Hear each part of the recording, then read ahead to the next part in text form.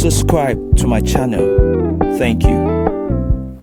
Reckless politicians have defamed our law enforcement heroes as the enemy. They call them the enemy. They actually go and say they're the enemy, and even call them an invading army. These radical politicians want to defund and abolish the police from our nation. At first, when I first heard it, I said, well, that's just something that they're saying that doesn't, but they actually are trying to do it.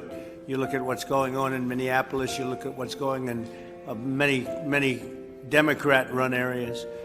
But they want to defund and they want to abolish, because I'll tell you what, 358% increase in shootings in New York. Last month, over 300 people were shot. NYPD retirements have quadrupled, and they're going up even further. And New York City is out of control. My administration is pro-safety, pro-police, and anti-crime. And I will say, I just see a new number came in from Chicago. This weekend was a scourge. I can assure you that while some are talking about defunding the police under this president and this administration, we're going to defend the police. And we're going to back the blue, because we understand that while tragedies happen, and we'll always look for ways that we can improve public safety, and the president's taken steps and taken executive action to provide new resources to improve public safety and law enforcement around the country.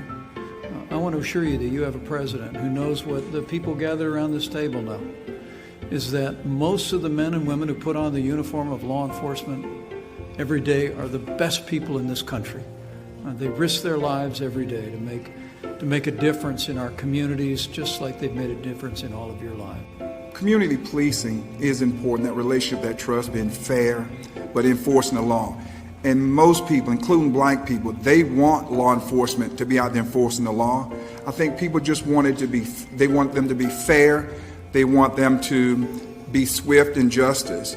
And we lost a baby girl too in Atlanta, 8 years old, and it wasn't to a police officer.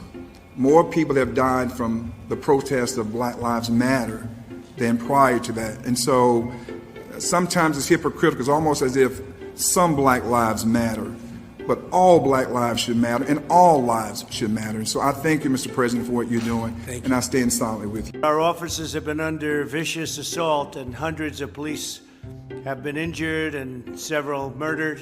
You've been reading about it just like I've been seeing it.